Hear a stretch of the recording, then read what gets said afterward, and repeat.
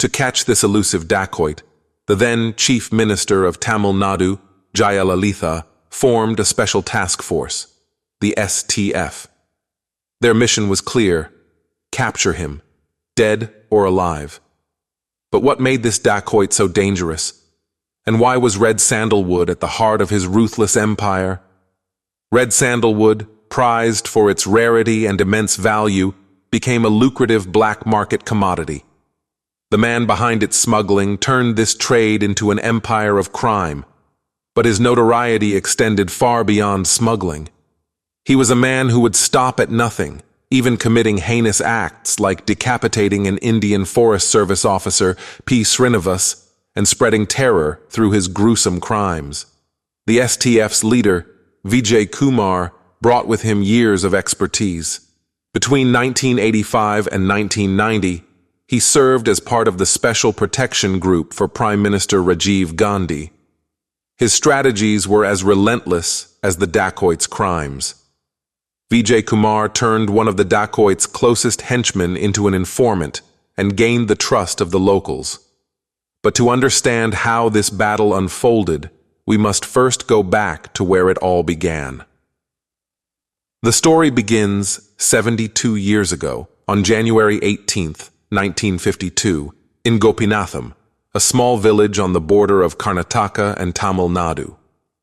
Born into a poor farming family, the boy grew up surrounded by dense forests. From a young age, he mastered the ways of the jungle. Hunting and handling weapons became second nature to him. As he grew older, he turned to crime.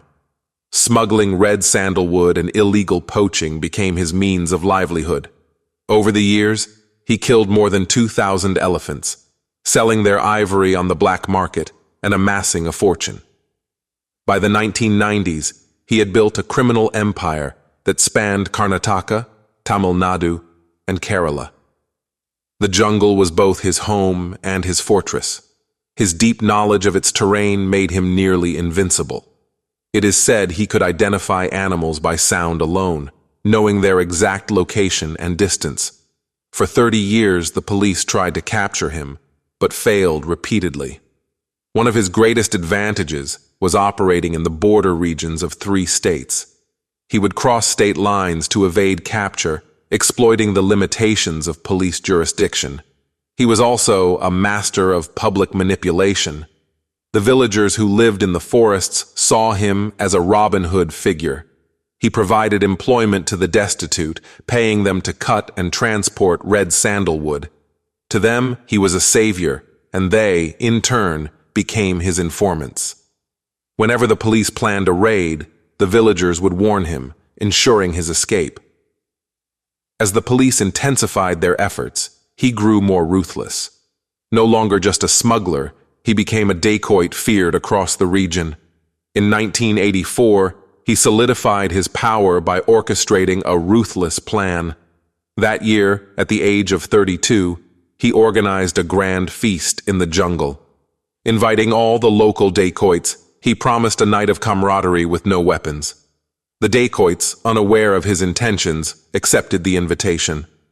After dinner, he signaled his gang to attack, eliminating all the local goons in one brutal sweep.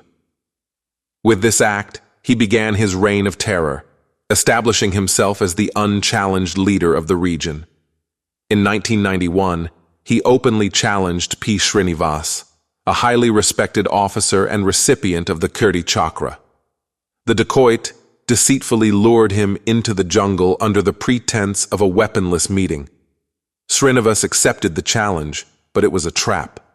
The dacoit beheaded him, further cementing his reputation as a ruthless and cunning criminal. In April 1993, he orchestrated one of his most infamous crimes, the parlor blast. After challenging police officer Ramo Gopal Krishnan to meet him at a specific location, he planted landmines on the parlor bridge. As the police convoy approached, the mines detonated, killing and injuring several officers. Gopal Krishnan himself was left paralyzed. Later that year, he suspected 8 shepherds of being police informants. Without hesitation, he had them executed, leaving the community in shock. In 2000, he committed another audacious crime. On a stormy night, he kidnapped Kannada cinema legend Dr. Rajkumar from his farmhouse. Holding him captive for 108 days, he demanded a ransom in crores, which he eventually received. This act made headlines across the nation. In 2002, he kidnapped Karnataka Minister H. Nagappa, demanding the release of his jailed associates. Months later, a cassette surfaced in which the dacoit claimed he had not killed Nagappa, but blamed police crossfire during a raid. This incident further deepened the mystery surrounding his reign. But when the police made no announcement, suspicion began to rise. The dacoit himself sent a cassette to the family of Minister Nagappa, revealing the truth. By 2002, the then Chief Minister of Tamil Nadu, Jayalalitha, was under immense public and political pressure. How could a dacoit responsible for over 120 murders, the killing of more than 2,000 elephants, and smuggling red sandalwood worth crores still roam free after so many years of terror? To capture this notorious outlaw, Jayalalitha formed the Special Task Force, or STF. Their mission: capture him, dead or alive. At the helm of this operation was IPS Vijay Kumar, a man with an impeccable record. Between 1985 and 1990, he had served as part of the Special Protection Group, safeguarding the Prime Minister of India, Rajiv Gandhi.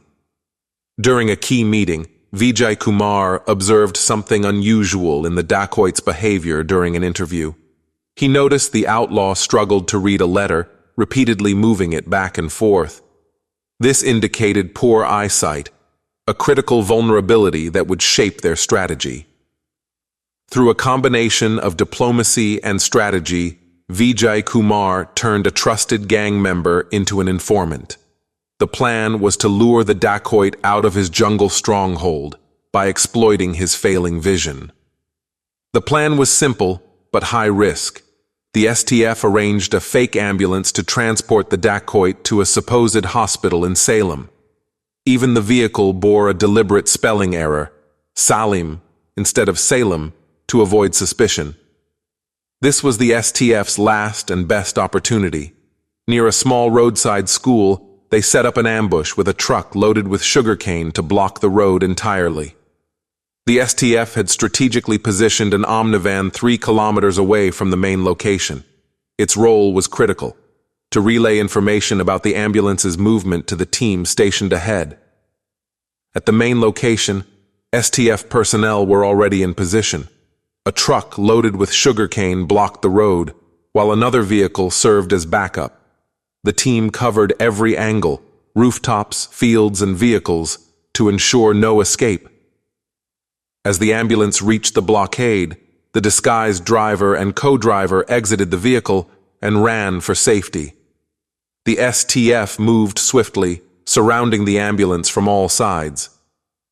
Through a loudspeaker, the STF warned the dacoit to surrender, but the outlaw refused, forcing the STF to act decisively. In a matter of moments, 338 bullets were fired, bringing an end to the reign of terror of the dacoit and his 2 companions inside the ambulance. This was no fictional tale, but the real-life story of Veerappan, South India's most feared dacoit. His crimes spanned decades, over 120 murders, the killing of more than 2,000 elephants, and red sandalwood smuggling worth crores. Following the release of Pushpa, many claimed it was inspired by Veerappan's life. Similar dressing, smuggling narratives, and dramatizations sparked debates. Foresters protested, arguing that glorifying such a figure sends the wrong message to society. But what is so special about red sandalwood that it drives this level of smuggling? To understand this, let's delve into its unique properties. Red sandalwood, often called the royal tree, was named so by Tipu Sultan in 1792. Found primarily in South India's Sheshachalam forests, It's as valuable as gold. The value lies in the heartwood, the innermost red layer. It takes 18 years for a tree to mature to a usable size, making supply scarce and demand extraordinarily high. From curing scars to preserving ancient Egyptian mummies, red sandalwood has found its place in history and culture across the globe.